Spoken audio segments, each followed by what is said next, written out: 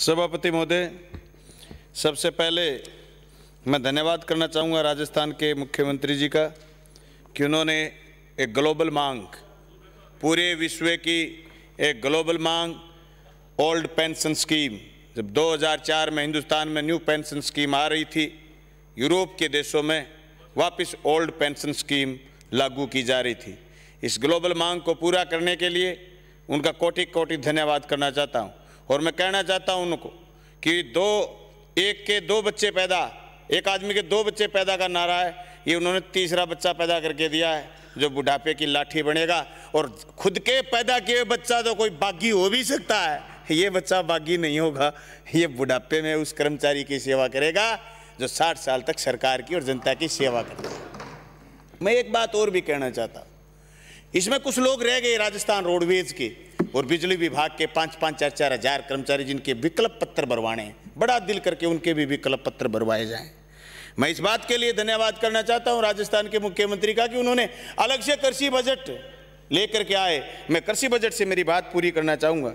राजस्थान के मुख्यमंत्री जी ने इसके लिए 11 कॉलम बनाए, जिसमें सबसे पहले राजस्थान सूक्ष्म सिंचाई मिशन खर्च करेंगे। सूक्ष्म सिंचाई पर 1705 करोड़ रुपए मैं मांग करता हूं। 14 बिराने गांव भादरा के, 14 नौर के और 2 तारानगर के 36,000 हेक्टेयर जमीन जो सिद्धमुख नहर से वंचित हो गई, जिसको सावा लिफ्ट कनाल से सूक्ष्म सिंचाई परियोजना से जोड़ा जाए और ड्रिप सिस्टम से उनकी सिंचाई करी जाए ताकि वहां के किसानों को हौसला हो। मैं याद कराना चाहूंगा राजस्थान के मुख्यमंत्री जी को, जिन्होंने ये कहा है कि पौंड जो खेत में बनाए किसान बनाएगा उसके लिए 45,000 कृषकों को 375 करोड़ रुपए दिए जाएंगे। मैं याद दिलाना चाहता हूं कि पिछले 3 साल में जो खेत में डिग्गियां बना ली, जिन्होंने बारी के इंतजार में, जिन्होंने लॉटरी के इंतजार में डिग्गियां बना ली, उन किसानों को भी इसमें शामिल करा जाए और उस किसान के खेत में बनाई हुई डिग्गी का राजस्थान की सरकार भुगतान करे। थोड़े दिन पहले जब राजस्थान की विधानसभा थी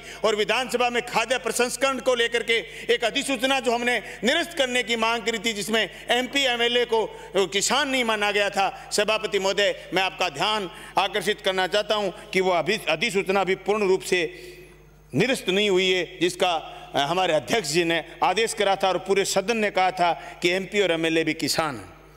मैं आपको याद कराना चाहता हूं कि कृषि बजट में जो जो चीजें आप लेकर के आए हैं, उसमें सबसे पहले ये जो आपने जिक्र करा कर्ज का,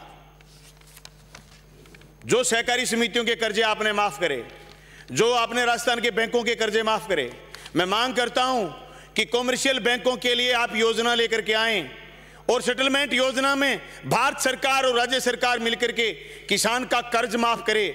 जो 10-20% किसान को कर्ज भरना पड़े सेटलमेंट में, राज्य सरकार उस पैसे का भुगतान करे और फिर नए तरीके से पूरे राजस्थान की खेती को उभारने के लिए जो ये 11 कॉलम बनाए हैं, इस एक कॉलम पर मजबूती से बात करें। खाद्य प्रसंस्करण की बात मेरी बीच में रह गई। सभापति महोदय, अभी तक एक भी किसान ऐसा नहीं है जिसको ऋण मिला हो, क्योंकि बैंक सीधा का सीधा ITR मांगता है। इसलिए सरकार किसान को ऋण दिला करके खाद्य प्रसंस्करण की इकाइयों को मजबूत करने का काम करेगा, ऐसी मैं उम्मीद करता हूं। जिस तरीके से आपने OPS को बहाल करके और निजीकरण पर चोट करिए, आप नहरी तंत्र में भी जिसमें इंदिरा गांधी नहर, जिसमें गंग कनाल, जिसमें भाखड़ा और भाखड़ा में नौर भादरा की भाखड़ा की नहरें जो आपने 1960 में बनाई थी, उन नहरों में सन 2000 में निजीकरण लागू किया था। मैट और बैलदार हटा दिए गए थे, जिसकी वजह से नहरों की दुर्गति हुई हुई है। उन नहरों में मैट और बैलदार वापस लगाए जाएं, निजीकरण पर चोट एक और करी जाए। सभापति महोदय, आपने ये भी कहा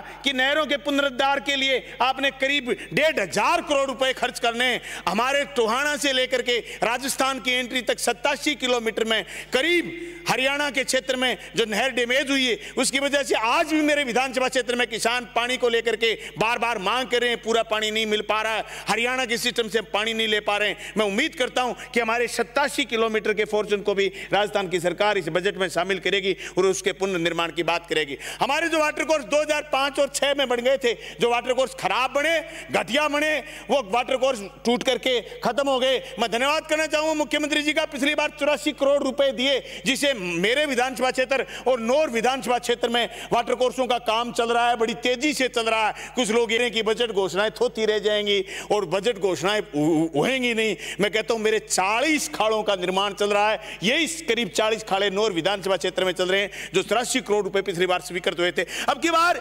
125 करोड़ रुपए अगर मुख्यमंत्री जी और देते हैं तो जो खाड़े 2005-6 में बने खत्म हो गए, उन खाड़ों का भी दोबारा निर्माण करा जा सकता है। आपने इंदिरा गांधी नहर क्षेत्र में सेकंड फेज में ये बात करी भी। मैं ये कहना चाहता हूं कि जब बजट आप कृषि का अलग से लेकर के आए, जिस तरीके से प्रधानमंत्री फसल बीमा योजना, आप मुख्यमंत्री फसल बीमा योजना लेकर के आए और उसी पारदर्शिता से राजस्थान की सरकार एक कंपनी बनाए और किसान से प्रीमियम ले और जिस क्षेत्र में नुकसान हो वहां किसान का राशि का भुगतान करे। ये मेरी मांग है सदन से कि राजस्थान के मुख्यमंत्री फसल बीमा योजना का घोषणा करेंगे। प्रधानमंत्री फसल बीमा योजना में मेरे विधानसभा क्षेत्र में और मेरी नहीं, राजस्थान भर में हजारों करोड़ रुपए किसानों के बाकी हैं। सभापति महोदय, और तो और वो किसान से उसके फादर की डेथ होने के बाद, उसके पिता की डेथ होने के बाद वो उत्तराधिकार प्रमाण पत्र मांगते हैं। अरे हर बैंक में जिस किसान की केसीसी है वहां नॉमिनी होता है, नॉमिनी का नाम लिखा होता है, उस नॉमिनी को फसल बीमा का क्लेम आया वो नहीं देते। उत्तराधिकार प्रमाण पत्र 6 महीने कोर्ट से नहीं आता। सभापति महोदय, मैं उम्मीद करता हूं राजस्थान की सरकार इस मसले का समाधान करेगी। हम कहते हैं कि जो शुद्ध के लिए युद्ध की बात आई, मैं इस बात को कृषि से इसलिए जोड़ रहा हूं कि कृषि के बिंदुओं में पशुपालन को मजबूत करने का, पशुपालन से डेयरी मजबूत हुई और डेयरी, हनुमानगढ़ की डेयरी, सभापति महोदय बड़े दुख के साथ कहना पड़ रहा, मिलावट का धंधा करते हैं। आज से 5 साल पहले एक एमडी बैठा था वहां, डेयरी को नोच के खा गया। मेरी आंखों के सामने हमने जांच बिठाई, हमने हेड लोड की गाड़ी चेक करी। सभापति महोदय 1200 लीटर दूध, कैमरा नहीं चल रहा था, सीसीटीवी कैमरा, जांच करी 1 महीने की, 1 महीने की लगातार में सीसीटीवी कैमरा, जब हेड लोड की गाड़ी आती बंद था। अगले दिन हेड लोड की गाड़ी में दूध आया 30 लीटर। कौन सी भैंस कूद गई? भैंस ने दूध नहीं दिया, मिलावट का दूध था। हम सब लोग सर्च से बहुत प्यार करते हैं, हमारे सरकार का है, इनके शासन में, इनके शासन में, सबके शासन में सर्च को मजबूत करने की बात करते हैं। ऐसे लोगों को शुद्ध के लिए युद्ध में हम प्राइवेट दुकान पर जाने के बजाय पहले सरकारी तंत्र में भी जा करके देखें। सभापति महोदय, मेरी हिम्मत नहीं हुई, मेरे घर में बच्चों का ब्याह था, कि मैं सर्च का दूध मेरे परिजनों को, मेरे अपनों को पिला पाऊं, क्योंकि मेरी आंखों से मैंने हेडलोड की गाड़ी में मिलावट का दूध देखा। इसलिए मैं उम्मीद करता हूं कि राजस्थान की सरकार ऐसे लोगों के खिलाफ मजबूती से कदम उठाएगी। सभापति महोदय, जो किसानी को लेकर के अलग बजट की बात राजस्थान की सरकार ने करी, मैं उम्मीद करता हूं कि राजस्थान की सरकार किसानों को डेयरी में, किसानों को डिग्गी में, किसानों को खाड़ों में, किसानों को बिरानी क्षेत्र को नहरी करने में, सूक्ष्म सिंचाई परियोजना में और नहरी तंत्र को मजबूत करने में तेजी से काम करेगी, जिससे प्रदेश का किसान मजबूत होगा। इसके साथ अगली बात, केंद्र सरकार ने सभापति महोदय 11,000 करोड़ रुपए खरीद में कम करे, तो हमारे सामने अभी सरसों और चने की खेती आएगी। सरसों और चने की खेती के समय जब हम सरकारी खरीद में उतरेंगे, तो जो 1,000 करोड़ से बढ़ा करके मुख्यमंत्री महोदय ने किसान कल्याण कोष में 5,000 करोड़ रुपए खर्च करने का प्रण लिया है, उसे अनाज मंडियों को और मजबूत करने की जरूरत है। ज्यादा से ज्यादा किसान की फसल जो पैदा होगी उसको तोड़ने की जरूरत है। सभापति महोदय, मैं ध्यान आकर्षित करना चाहूंगा कि जैसे ही आपने सरकारी तंत्र को मजबूत करने की बात करी, तो मेरे विधानसभा क्षेत्र समेत पूरे राजस्थान में 3860 स्कूल 10वीं से सीधे 12वीं कर दिए। स्कूल 10वीं से 12वीं कर दिए। 10वीं से 12वीं करे हुए स्कूलों में 20% छात्रों की संख्या भी बढ़ी है। अकेली मैं मेरी विधानसभा क्षेत्र की बात करूं तो एक साल में आप ताज्जुब करोगे, 23,000 विद्यार्थियों से स्कूल क्रमोन्नत करने के बाद और माहौल बनने के बाद 39,000 नामांकन हुए हैं। यह नामांकन की वृद्धि इसलिए हुई कि आप सरकारी स्कूल की तरफ सरकार ने ध्यान करा, लोगों का ध्यान भी हुआ है। कुछ लोग तो ये कह रहे हैं कि साहब कोरोना की वजह से हो गए। नहीं साहब, कोरोना की वजह से तो सरकारी धंधे चौपट हुए थे। ये ऊंचा इसलिए हुआ कि सरकारी स्कूलों में एल्यूमिनी मीट के माध्यम से ग्रामीण स्कूल में गए। बच्चे स्कूल में इसलिए गए कि आपने भर्ती करिए, बच्चे इसलिए स्कूल में गए कि सरकारी स्कूल के प्रति विश्वास जगा। तो जो आपने 3860 स्कूल क्रमोन्नत करने की घोषणा करी है, उसमें हर विधानसभा क्षेत्र में 5-5 एग्रीकल्चर और 5-5 विज्ञान विषय खोलने के लिए मुख्यमंत्री जी पूर्व बजट में घोषणा करें, ऐसी मैं उम्मीद करता हूं। और इसमें जो लेक्चरर जिसके जिम्मे स्कूलों को मजबूत करना, आपने जब वसुंधरा जी के समय में वेतनमान में कटौती करी गई थी आपके द्वारा 2012-13 में वेतन बढ़ाने की, तो आप स्कूल लेक्चरर को भूल गए थे। मैं उम्मीद करता हूं कि स्कूल लेक्चरर की वेतन वृद्धि भी आप वापस बहाल करने का काम करेंगे। मैं उम्मीद करता हूं कि आप प्रधानमंत्री आवास योजना पर भी ध्यान करेंगे। सभापति महोदय, थोड़ा सा टाइम तो दो, अभी 5 मिनट दे दो, 5 मिनट में मैं सारी बात कह दूंगा। सभापति महोदय, 10 मिनट बोल चुके हैं ना, मेरे को पता ही नहीं चला। प्रधानमंत्री आवास योजना में केसीसी का हर्डल आया हुआ है। सभापति महोदय, केसीसी जिस किसान के पास है उसको प्रधानमंत्री आवास योजना का फायदा नहीं मिल रहा। केसीसी की हर्डल हटा करके प्रधानमंत्री आवास योजना का लोगों को फायदा दिलाया जाए। मुख्यमंत्री जी ने घोषणा करी कि 10 लाख लोगों को एनएफएसए से जोड़ेंगे। साहब 2020 के बाद पोर्टल बंद है, उस पोर्टल को खुलवा करके खाद्य सुरक्षा का फायदा दिलवाने का आप काम करेंगे। सभापति महोदय, जिन बुजुर्गों के बेटे और बेटियां नौकरी में, उन बुजुर्गों को बुजुर्ग पेंशन नहीं मिल रही, उनको बुजुर्ग पेंशन दिलाई जाए। सभापति महोदय, मैंने कभी मेरे पिताजी की मांग नहीं उठाई। मेरे पिताजी कई बार मांग करते हैं कि विधुर पेंशन भी दिलवा, मेरे मां नहीं है, तो मैं सदन में मांग करता हूं कि विधुर पेंशन भी दी जाए। वो कह रहे हैं 1 रुपया दिलवा दो, थोड़ा सा यूं हमें भी रजिस्ट्रेशन में आ जाए, इसलिए मैं सरकार से मांग करता हूं कि विधुर पेंशन भी करी जाए। बापू बार बार कहते हैं कि मेरी बात कभी नहीं करता तू। सभापति महोदय, इलाके में कैंसर फैल चुकी है, मेरी माँ भी कैंसर से मरी थी, बड़ी पीड़ादायक होती है। सही कह रहे थे एक साथी अभी, संयम जी, सर घर खत्म हो जाता है और उस जो जीव को भी नहीं बचा पाते हैं। कितनी मेहनत, कितनी सेवा, डॉक्टरों ने खूब मदद करी सर। नोवार्टिस कंपनी का एक इंजेक्शन था सर 4000 पर डे, वो सर 4.5 साल लगा, लेकिन हाथ नहीं लगे। मैं उम्मीद करता हूं मुख्यमंत्री जी ने जिस तरीके से हेल्थ पर ध्यान दिया, हर तहसील क्षेत्र में जो आपने रिसर्च सेंटर खोलने का फैसला करा जिला हेडक्वार्टरों पर, उस रिसर्च सेंटर की वैन हर विधानसभा क्षेत्र में, हर तहसील में जाए, कैंप करे लोगों को। जिस तरीके से अमेरिका में कैंसर को रोकने के लिए, अमेरिका में कैंसर महामारी है सभापति महोदय, वहां रोकने के लिए वो प्राइमरी स्टेज पर जांच करते हैं, जिसे आदमी 10-20 साल जी लेता है। इसलिए उस पर ज्यादा से ज्यादा ध्यान देंगे। मेरी सीएचसी पर हमने 1 करोड़ रुपए सीएचसी को मजबूत करने के लिए, आदर्श सीएचसी बनाने के लिए खर्च करे हैं।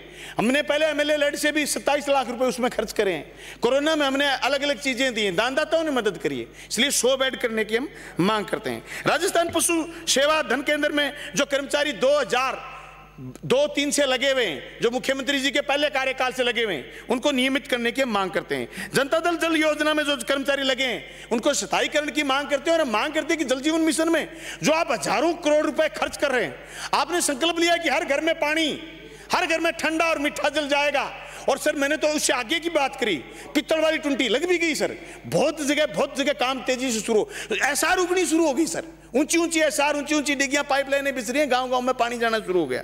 इसलिए जनता जल जीवन मिशन में जो लोग काम लगे हुए उनको स्थायी नियुक्त करे। सभापति महोदय, मैं सरकार के फायदे की बात एक और करना चाहता हूं, जिससे सरकार को फायदा हुआ। सब लोगों को राजनीतिक नियुक्तियां दी गई। ये इधर वाले साथी कई बार डायलॉग भी मारते थे कि राजनीतिक नियुक्तियां नहीं दी गई, सब लोगों को नियुक्ति दी गई, लेकिन राजस्थान की सरकार सिख समुदाय को भूल गई। गंगानगर में, हनुमानगढ़ में और मेरी विधानसभा क्षेत्र में सिख समुदाय के लोग हैं, उनका प्रतिनिधित्व हो। सभापति महोदय, निःशुल्क जांच योजना में और निःशुल्क दवा वितरण योजना में जो कर्मचारी लगे हुए हैं, जिन्होंने कोरोना में सबसे ज्यादा काम करा, सभापति महोदय, इसमें जो कंप्यूटर के संगणक लगे हुए थे सबसे ज्यादा काम करा, इनके स्थायीकरण की, और जब तक स्थायीकरण नहीं हो तो इनका मानदेय 8,000 से बढ़ा करके 18,000 रुपए करने की मैं मांग करता हूं। सभापति महोदय, स्टेनोग्राफर और संगणक की जो भर्ती 2018 में आई थी, उनके पद बढ़ाने की मांग करता हूं, क्योंकि राजस्थान के मुख्यमंत्री ने सारी भर्तियों में पद बढ़ाए। ये तो स्टेनोग्राफर की भर्ती 8-8, 10-10 साल बाद आती है, उसके पद भी बढ़ाने की मांग। सभापति महोदय, छोटी सी बात और रहेगी, एक बातें रही, इनको ठीक करने की बात करूं। ऊंट बछड़ों की खरीद फरोख्त का मसला है सर। मेरे गोगामड़ी में मेला चल रहा है, जो मेला सर्दियों में लगता है उसमें ऊंट आते हैं सर, पूरे राजस्थान से ऊंट आते हैं सर। ऊंट की नस्ल खत्म हो जाएगी, पता नहीं दिल्ली से कौन फोन कर रहा है, ऊंट वाले डर जाते हैं कि साहब ऊंट नहीं बेचने, ऊंट नहीं बेचने। अरे ऊंटों के प्रसंस्करण के लिए, ऊंटों के हो गए, नागौर का मेला खत्म होने से बछड़े खत्म हो गए सर, जिससे गाय की कीमत कम हो गई। कार्य सलाहकार समिति के प्रतिवेदन का उपस्थापन। सभापति महोदय, एक छोटी सी बात और रहेगी, विकलांगों, विधवाओं, वृद्धजनों की पेंशन और बढ़ाने की मांग करता हूं, और साथ में जो मेरे कॉलेज खोले और पूरे राजस्थान में कॉलेज खोले, उसके लिए मैं राजस्थान की सरकार से मांग करता हूं कि बहुत बड़ा फैसला 123 कॉलेज खोलना। एक्सट्रीमी फैसला है। पर साहब इसमें स्टाफ लगाने की जरूरत है, इसमें स्टाफ लगाने की जरूरत है। सभापति महोदय, आपने मेरी बात रखने का मौका दिया। बाकी अभी डिमांड्स पर बची हुई सारी बातें डिमांड्स पर रखता रहूंगा। आपका बहुत बहुत धन्यवाद।